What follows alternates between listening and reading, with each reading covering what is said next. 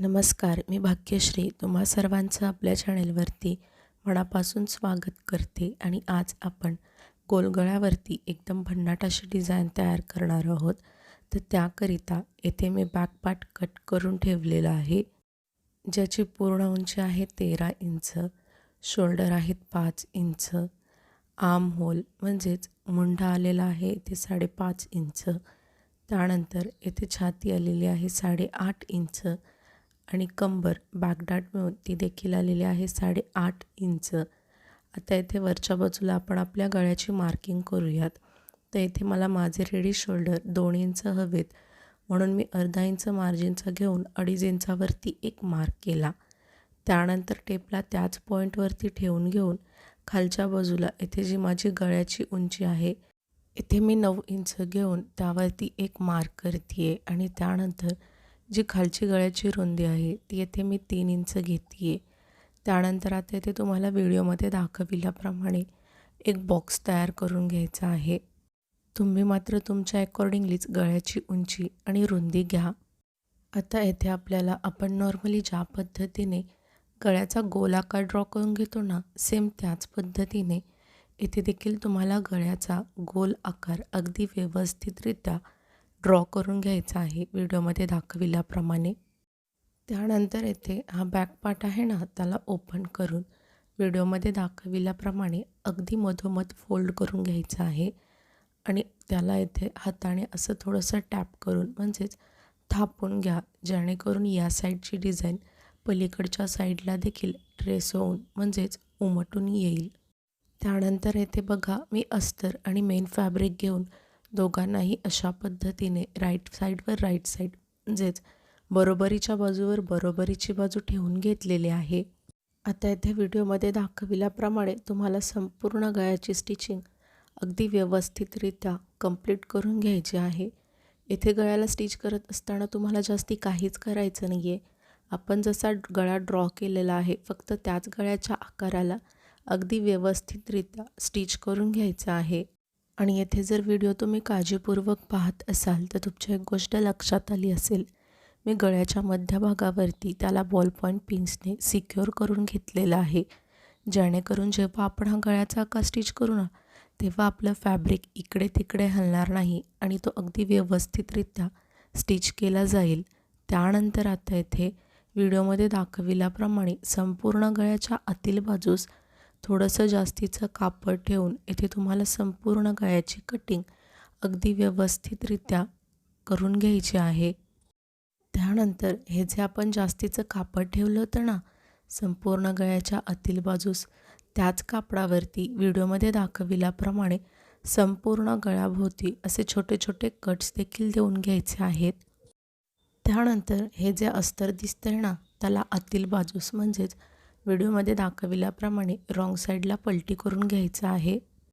इथे मी तुम्हाला सांगितल्याप्रमाणेच अस्तरला आतील बाजूस म्हणजेच रॉंग साईडला पलटी करून घेतलेलं आहे. त्यानंतर आता ते तुम्हाला व्हिडिओमध्ये दाखविल्याप्रमाणे संपूर्ण गळ्याभोवती टॉप स्टिच देऊन घ्यायची आहे. म्हणजेच इथे तुम्हाला काय करायचं आहे, फक्त जसा आपला गळ्याचा आकार आहे त्याच आकारावरती अगदी व्यवस्थितरित्या पुन्हा एकदा त्या गळ्याला स्टिच करून घ्यायचं आहे. बाकी येथे तुम्हाला जास्ती काहीच करायचं नाही आहे. त्यानंतर आता इथे तुम्हाला व्हिडिओमध्ये दाखविल्याप्रमाणे अस्तर आणि मेन फॅब्रिक एकमेकांना चारही बाजूने अगदी व्यवस्थितरित्या स्टिच करून घ्यायचं आहे. इथे तुम्ही ही पद्धत न वापरता नॉर्मली आपण ज्या पद्धतीने अस्तर आणि मेन फॅब्रिक एकमेकांना चारही बाजूने फॅब्रिक ग्लूच्या साहाय्याने स्टिक करून घेतो ना, ती देखील पद्धत तुम्ही वापरू शकता. पण मी खूपदा तीच पद्धत दाखवली आहे, तर अगदी नवीन शिकणारे आहेत त्यांना ही पद्धत माहीत नसेल, त्यामुळे मी आज ही पद्धत सांगते आहे. त्यानंतर हे जे एक्स्ट्रा कापड दिसतंय ना, त्याला देखील तुम्हाला इथे व्हिडिओमध्ये दाखविल्याप्रमाणे अगदी व्यवस्थितरित्या कट करून घ्यायचं आहे. तुम्ही जर येथे फॅब्रिक ग्लूच्या मदतीने अस्तर आणि मेन फॅब्रिक एकमेकांना स्टिक केलं असेल, तेव्हा देखील जे जास्तीचं कापड उरतं ना, त्याला देखील तुम्हाला अशाच पद्धतीने व्हिडिओमध्ये दाखविल्याप्रमाणे कट करून घ्यायचं आहे. त्यानंतर हे जे आपले दोन्ही बॅकडाट आहेत ना, त्याला आता आपण इथे स्टिच करणार आहोत. इथे मी तुम्हाला एकच बॅकडाट स्टिच करून दाखवणार आहे. सेम तुम्हाला याच पद्धतीने जो आपला दुसऱ्या साईडचा बॅक डाट आहे ना, त्याला देखील स्टिच करून रेडी करायचं आहे. त्यानंतर येथे मी कमरेच्या बाजूला कमरपट्टीला स्टिच करून घेते आहे. इथे तुम्हाला कमरपट्टीला स्टिच करत असताना जास्ती काहीच करायचं नाही आहे. नॉर्मली आपण ज्या पद्धतीने अर्धा इंच मार्जिन घेऊन सरळ अगदी शेवटपर्यंत कमरेच्या बाजूला कमरपट्टीला स्टिच करून घेतो ना, सेम त्याच पद्धतीने येथे देखील तुम्हाला कमरपट्टीला व्हिडिओमध्ये दाखविल्याप्रमाणे अगदी व्यवस्थितरित्या स्टिच करून घ्यायचं आहे. त्यानंतर येथे मी ही लेस घेतलेली आहे आणि त्याची जी डिझाईन आहे ना, ती बाहेरच्या बाजूला घेतलेली आहे आणि जो गोल्डन कलरचा पार्ट दिसतोय ना, त्याला आपला हा जो गळ्याचा आकार आहे ना, त्याच आकाराच्या अगदी कडावरती ठेवून घेऊन संपूर्ण गळ्याभोवती या लेसला व्हिडिओमध्ये दाखविल्याप्रमाणे अगदी व्यवस्थितरित्या स्टिच करून घ्यायचं आहे. त्यानंतर ही जी लेस आहे ती मोठी होती, त्यामुळे या लेसवरती आपल्याला व्हिडिओमध्ये दाखविल्याप्रमाणे डबल स्टिच म्हणजेच पुन्हा एकदा स्टिच करून घेऊन तिला फिक्स करायचं आहे. इथे बघा आपल्या लेसची अशी ही डिझाईन होती खालच्या बाजूला गोल आकाराची. ती लेस गळ्याभोवती स्टिच केल्यानंतर ती अशी उभी राहिल्यासारखी वाटते आहे, तर ती वाटू नये याकरिता मी त्यावरती देखील एक स्टिच देऊन घेतलेली आहे. जिथे आपला ब्राऊन कलरचा गोल आकार पार्ट दिसतो ना, त्या लेस भागावरती. त्यानंतर माझा जो उरलेला काठ होता तो मी इथे घेतलेला आहे आणि या काठीची जी लांबी आहे ती 2 इंचच्या पुढे 2 लाईन आहेत. ठीक आहे, तेवढीच आपल्याला त्याची रुंदी देखील घ्यायची आहे. म्हणजेच माझी रुंदी देखील किती येईल, 2 इंचच्या पुढे 2 लाईन. तुम्ही देखील तुमच्या काठची लांबी आणि रुंदी सेमच घ्या. तर इथे मी त्याला इक्वल करण्यासाठी कट करून घेते जी जास्तीची आहे ती. त्यानंतर पुन्हा आपल्याला बॅक पार्ट घेऊन व्हिडिओमध्ये दाखविल्याप्रमाणे अगदी व्यवस्थितरित्या त्याला फोल्ड करून घ्यायचं आहे आणि त्याच्या मध्यावरती एक सरळ लाईन ड्रॉ करून घ्यायची आहे, जेणेकरून आपल्याला त्याचा सेंटर पॉईंट मिळेल म्हणजेच मध्य मिळेल. आता आपला हा जो मध्य आला होता ना, त्याच मध्यावरती आपण ही जी काठ घेतली होती ना, तिला अशा पद्धतीने अगदी व्यवस्थितरित्या ठेवून घेऊन स्टिच करून घ्यायचं आहे. तुम्ही जर डिरेक्टली स्टिच केलं तरी देखील चालेल आणि जे अगदी नवीन शिकणारे आहेत ना, तर हा पॅच हलू नये याकरिता तुम्ही त्याला बॉल पॉईंट पिन लावून मध्यभागी बॉल पॉईंट पिनने सिक्युअर करून घ्या. इथे बघा तुम्हाला व्हिडिओमध्ये दाखविल्याप्रमाणे या पॅचला अगदी व्यवस्थितरित्या स्टिच करून घ्यायचं आहे.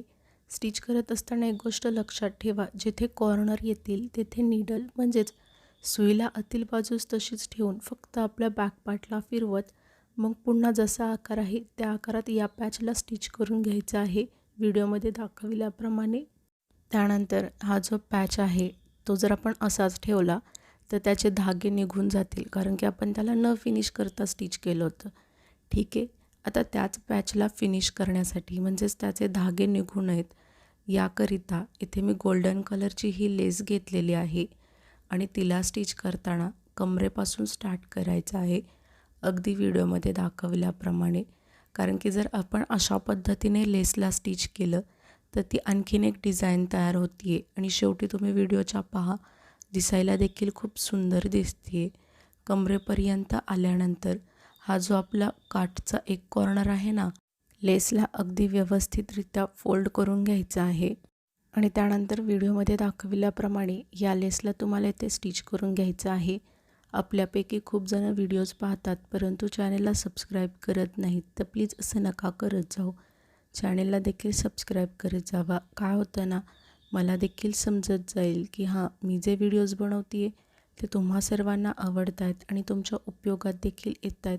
आणि जर अशी सबस्क्रायबरची संख्या वाढत राहिली तर मला एक देखील नवीन उमेद मिळते आणि त्याच नव्या उमेदीत मला तुमच्यासाठी असेच नवनवीन व्हिडिओज बनवण्याची प्रेरणा देखील मिळत राहते. तर प्लीज तुम्ही आणखीन चॅनेलला सबस्क्राईब नसेल केलं तर सबस्क्राईब करून सपोर्ट करा.